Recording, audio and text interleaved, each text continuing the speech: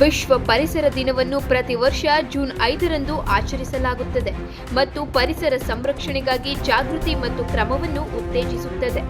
ಈ ಕಾರ್ಯಕ್ರಮವನ್ನು ಅನೇಕ ಸರ್ಕಾರೇತರ ಸಂಸ್ಥೆಗಳು, ವ್ಯವಹಾರಗಳು, ಸರ್ಕಾರಿ ಘಟಕಗಳಿಂದ ಬೆಂಬಲಿತವಾಗಿದೆ ಮತ್ತು ಪರಿಸರವನ್ನು ಬೆಂಬಲಿಸುವ ಪ್ರಾಥಮಿಕ ವಿಶ್ವಸಂಸ್ಥೆಯು ಎಲ್ಲರಿಗೂ ತಲುಪುವ ಜಾಗೃತಿ ದಿನವನ್ನು ಪ್ರತಿನಿಧಿಸುತ್ತದೆ. ಮೊದಲ ಬಾರಿಗೆ 1977ರಲ್ಲಿ ಆಯೋಜಿಸಲಾಯಿತು. ಇದು ಸಮುದ್ರ ಮಾಲಿನ್ಯ, ಅಧಿಕ ಜನಸಂಖ್ಯೆ, ಜಾಗತಿಕ ತಾಪಮಾನ ಏರಿಕೆ, ಸುಸ್ಥಿರ ಅಭಿವೃದ್ಧಿ ಮತ್ತು ವನ್ಯಜೀವಿ ಅಪರಾಧಗಳಂತಹ ಪರಿಸರ ಸಮಸ್ಯೆಗಳ ಬಗ್ಗೆ ಜಾಗೃತಿ ಮೂಡಿಸುವ ವೇದಿಕೆಯಾಗಿದೆ.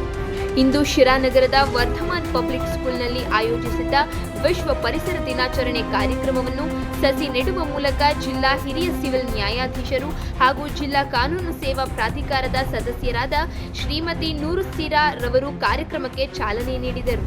ಈ ಕಾರ್ಯಕ್ರಮದಲ್ಲಿ ವರ್ಧಮಾನ್ ಪಬ್ಲಿಕ್ ಸ್ಕೂಲ್ನ ಸಾಂಸ್ಕೃತಿಕ ರಾಯಭಾರಿ ಮತ್ತು ಖ್ಯಾತ ಜನಪದ ಗಾಯಕರಾದ ಶ್ರೀಯುತ ಮೋಹನ್ ಕುಮಾರ್ ರವರು, ಶಾಲೆಯ ಚೇರ್ಮನ್ ಶ್ರೀಯುತ ಸಂಜಯ್ ಎಸ್ ಗೌಡ ರವರು, ಶಾಲೆಯ ನಿರ್ದೇಶಕರಾದ ಶ್ರೀ ಸಂಪತ್ ರಾಜ್ ರವರು ಮತ್ತು ಜಿತೇಂದ್ರ ರವರು ಹಾಗೂ ಶಾಲೆಯ ಬಾಲಾಜಿನಗರ ಮತ್ತು ಜ್ಯೋತಿನಗರ ಶಾಖೆಯ ಶಾಲೆಯ ಮಕ್ಕಳು ಮತ್ತು ಪೋಷಕರು ಮತ್ತು ಶಾಲಾ ಸಿಬ್ಬಂದಿ ವರ್ಗದವರು ಈ ಕಾರ್ಯಕ್ರಮದಲ್ಲಿ ಭಾಗವಹಿಸಿ ಕಾರ್ಯಕ್ರಮವನ್ನು ಯಶಸ್ವಿಗೊಳಿಸಿದರು.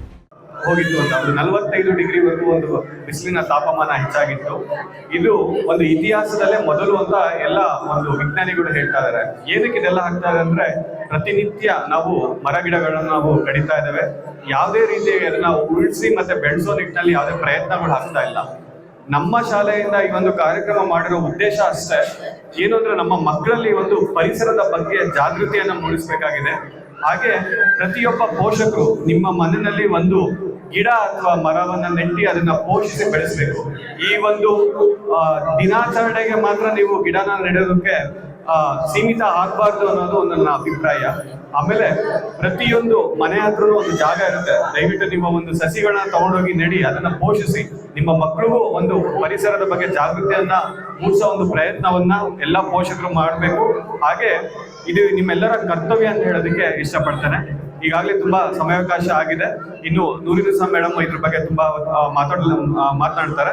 ಹಾಗಾಗಿ ಪ್ರತಿಯೊಬ್ರು ಏನು ಸಸಿಗಳನ್ನ ನೀವು ಈಗ ತಗೊಂಡು ಹೋಗ್ತಾ ಇದ್ದೀರಾ, ಮನೆಯಲ್ಲಿ ನೆಟ್ಟಿ ನಮಗೆ ಅದನ್ನ ಫೋಟೋ ಕಳಿಸ್ಬೇಕು. ಜೊತೆಗೆ ಎವ್ರಿ 2 months ಆ ಸಸಿ ಹೇಗೆ ಬೆಳೀತಾ ಇದೆ ಅದ್ರ ಬಗ್ಗೆ ನಮಗೆ ಅಪ್ಡೇಟ್ಸ್ ನ ಕೊಡಿ. ಅದ್ರದ್ದು ಫೋಟೋನ ಕೊಡ್ತಾರೆ.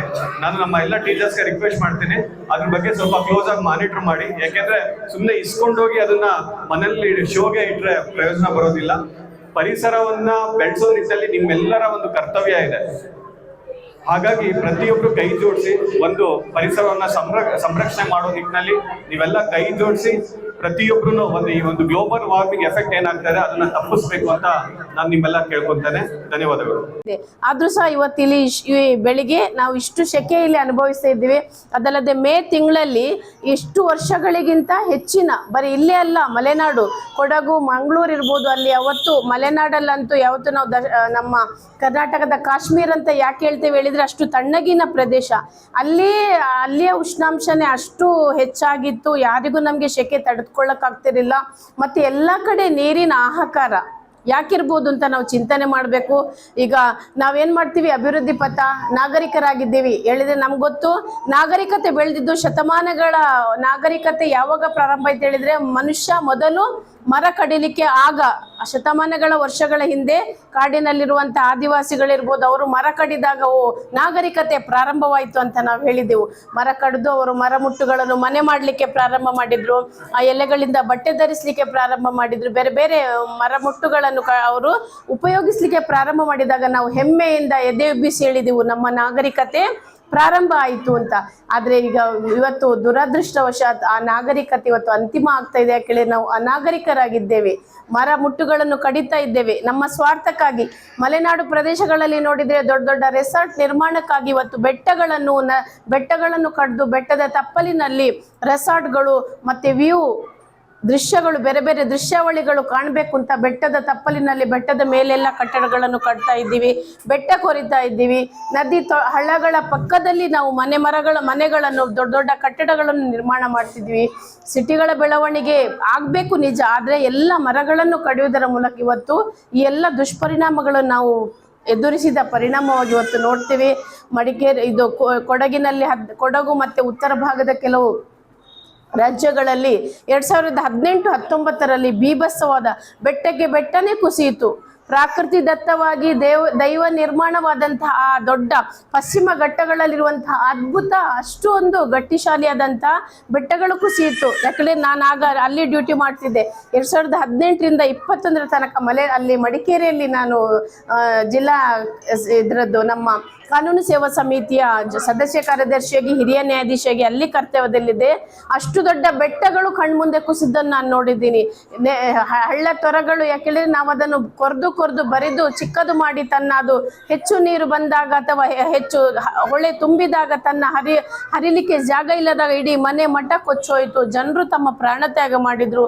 ಇಷ್ಟೆಲ್ಲ ಅನಾಹುತಗಳನ್ನು ನಾವು ಕಂಡಿದ್ದೇವೆ. ಆದರೂ ಸಹ ನಾವು ಇವತ್ತು ಎಚ್ಚೆತ್ತುಕೊಳ್ತಾ ಇಲ್ಲ.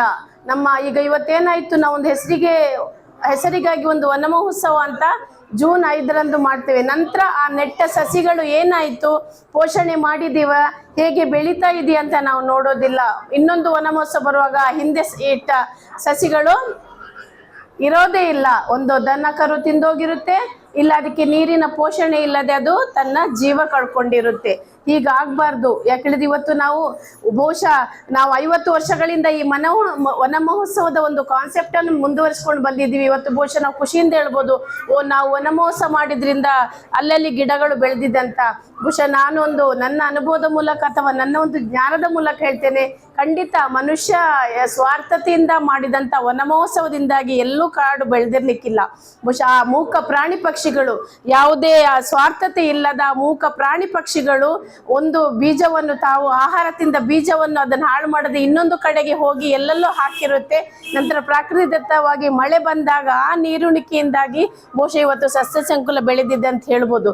ನೋಡಿ, ಆ ಪಕ್ಷಿಗಳು ಆ ಬೀಜವನ್ನು ಎಸೆಯೋದು ಎಲ್ಲೋ ಒಂದು ಕಡೆ ಎಸೆದಿರುತ್ತೆ. ಅದು ನೈಸರ್ಗಿಕವಾಗಿ ಬಂದಿವತ್ತು ಸಸ್ಯ ಸಂಕುಲ ಆಗಿದೆ.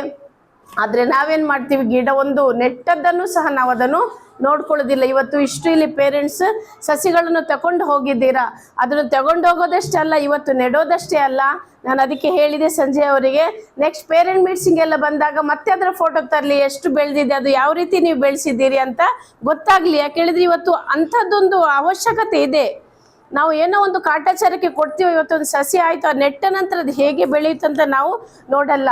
ಮತ್ತೆಲ್ಲರೂ ನಾವೀಗ ಹೊಸ ಮನೆ ಕಟ್ಟಿಸ್ತೀವಿ. ಮನೆಗಳನ್ನು ಕಟ್ಟಿಸುವ ಸಂದರ್ಭದಲ್ಲಿಯೂ ಸಹ ಒಂದು ಸ್ವಲ್ಪ ಜಾಗವನ್ನು ಒಂದಷ್ಟು ಸಸಿಗಳು ಬಿಡಲಿ. ಒಂದು ಬೇಕಾದರೆ ರೂಮ್ ಕಮ್ಮಿ ಮಾಡಿ, 4 ಬೆಡ್ರೂಮ್ ಇರುವಲ್ಲಿ ಒಂದು 3 ಬೆಡ್ರೂಮ್ ಮಾಡಿ, 1 ಬೆಡ್ರೂಮ್ ಸ್ಥಳದಲ್ಲಿ ಒಂದು 4-5 ಸಸಿಗಳನ್ನು ಬೆಳೆಸಿ. ಒಂದು ಯಾಕೆ, ನಿಮಗೆ ಒಳ್ಳೆಯ ಆಕ್ಸಿಜನ್ ಸಿಗುತ್ತೆ. ನಮ್ಗೆಲ್ರಿಗೂ ಗೊತ್ತಿದೆ, ಕೊರೋನಾ ಟೈಮಲ್ಲಿ ಆಹಾರ ಇಲ್ಲದೆ ಸತ್ತಕ್ಕಿಂತಲೂ ಯಾವ ಮುಖ್ಯ ಕಾರಣದಿಂದ ಜನ ಸತ್ತಿರೋದು?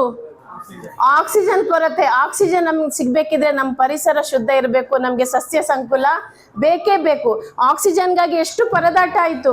ಇನ್ ಟೈಮ್ ಆಕ್ಸಿಜನ್ ಸಿಗದೆ ಎಷ್ಟು ಪ್ರಾಣ ತ್ಯಾಗ ಮಾಡಿದ್ರಲ್ವಾ ಆ ಸಸ್ಯ ಸಂಕುಲ. ಅದರಲ್ಲೂ ನಾವು ನೋಡಬೇಕು, ಹಳ್ಳಿಯಲ್ಲಿದ್ದಂಥ ಅಥವಾ ಆದಿವಾಸಿಗಳು, ಬುಡಕಟ್ಟು ಜನಗಳು ಕೊರೋನಾದಿಂದ ಸತ್ತದ್ದು ಕಮ್ಮಿ ಇದೆ. ಯಾಕೆಳಿದ್ರೆ ಅವರು ಆ ಕಾಡಿನ ಪರಿಸರದಲ್ಲಿ ಸಸ್ಯ ಸಂಕುಲದ ಮಧ್ಯದಲ್ಲಿ ಅವರು ಒಳ್ಳೆಯ ಆಕ್ಸಿಜನ್ ಅವರಿಗೆ ನೈಸರ್ಗಿಕವಾಗಿ ಸಿಕ್ಕಿತ್ತು. ಅವರು ಸುಲಭವಾಗಿ ಯಾವುದೇ ಕಾಯಿಲೆಗಳಿಗೆ ತುತ್ತಾಗುವಂಥ ಪ್ರಮೇಯ ಬಂದಿರಲಿಲ್ಲ. ಆದರೆ ಸಿಟಿಯಲ್ಲಿರುವಂತಹ ನಗರಗಳಲ್ಲಿರುವಂತಹ ನಾವು ಇವತ್ತೇನು ಮಾಡಿದ್ವಿ, ಡಬಲ್ ಡಿಗ್ರಿ ಗ್ರ್ಯಾಜುಯೇಟ್ ಎಲ್ಲರೂ ನಾವು ಅಭಿವೃದ್ಧಿ ಎಲ್ಲ ಡೆವಲಪ್ಮೆಂಟ್ ಆಗಿದ್ದೀವಿ. ಒಳ್ಳೆಯ ಕಾರು ಬಂಗ್ಲೆ ದೊಡ್ಡ ಐಷಾರಾಮಿ ಜೀವನ ನಡೆಸ್ತಾ ಇರುವಂಥವರಿಗೆ ಬಹಳಷ್ಟು ನಾವು ಇವತ್ತು ಕಾಯಿಲೆಗಳಿಗೆ ತುತ್ತಾಗಿದ್ದೀವಿ. ನಮ್ಮ ಪರಿಸರ ಮಾಲಿನ್ಯ ಆಗಿದೆ. ಅದರಲ್ಲೂ ನಮ್ಮ ಹಸಿರು ಸಂಪನ್ಮೂಲ ಏನಿದೆ ಅದು ಇವತ್ತು ನಶಿಸ್ತಾ ಹೋಗ್ತಾ ಇದೆ. ನೋಡಿ, ನಾವು ಇವತ್ತು ಖುಷಿಯಿಂದ ನಾವು ಶುಭಾಶಯ ಹೇಳಿದೆ, ಆದರೆ ನೋವಾಗುತ್ತೆ. ನಾವು ಖುಷಿಯಿಂದ ಹೇಳಬೇಕಾದಂಥ ದಿನ ಅಲ್ಲ, ಬೇಸರ ಮಾಡ್ಕೊಳ್ಬೇಕು. ಯಾಕೆಳಿದ್ರೆ ಬೇರೆ ದಿನ ಸಂಭ್ರಮಾಚರಣೆ ಪ್ರಕಾರ ಏನಿದೆ, ನಾವಿವತ್ತು ನೋಡಿ ನಮ್ಮ ಪ್ರಕೃತಿಯನ್ನು ನಾವೇ ನಾಶ ಮಾಡಿ ಮತ್ತೆ ಬೆಳೆಸುವಂಥ ಪ್ರಯತ್ನ ಮಾಡ್ತಾ ಇದ್ದೀವಿ. ಪ್ರಕೃತಿ ದತ್ತವಾಗಿ ದೈವಿಕವಾಗಿ ಕೊಡಲ್ಪಟ್ಟಂಥ ಒಂದು ಕೊಡುಗೆ ಏನಿದೆ ಅದನ್ನು ನಾವೇ ನಮ್ಮ ಕೈಯಾರೆ ನಾವು ನಾಶ ಮಾಡಿದ್ದೀವಿ.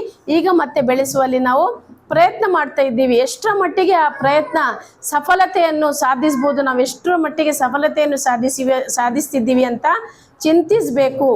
ಪ್ರತಿ ಮನೆಗೆ ಇವತ್ತು ಈ ಸಲ ಏನಿದೆ, ನಾವು ಇಷ್ಟ ತನಕ ನಮಗೆಲ್ರಿಗೂ ಗೊತ್ತಿದೆ ಜಿಲ್ಲಾಡಳಿತ ಅಷ್ಟೇ ಆ ಮುತುವರ್ಜಿ ವಹಿಸಿತು. ಈಗ ಕಾನೂನು ನ್ಯಾಯಾಂಗ ಇಲಾಖೆಯು ಸಹ ಜಿಲ್ಲಾಡಳಿತದೊಂದಿಗೆ ಬೇರೆ ಬೇರೆ ಸಂಸ್ಥೆಗಳೊಂದಿಗೆ ಸೇರಿ ನಮ್ಮ ಇಡೀ ತುಮಕೂರು ಜಿಲ್ಲೆಯಲ್ಲಿ 1 ಲಕ್ಷಕ್ಕಿಂತ ಮೇಲ್ಪಟ್ಟು ಸಸ್ಯಗಳನ್ನು ಮಾಡಬೇಕಂತ ನಮಗೆ ಆದೇಶ ಆಗಿದೆ. ಬರೀ ಆದೇಶ ಅಲ್ಲ, ಹೈಕೋರ್ಟ್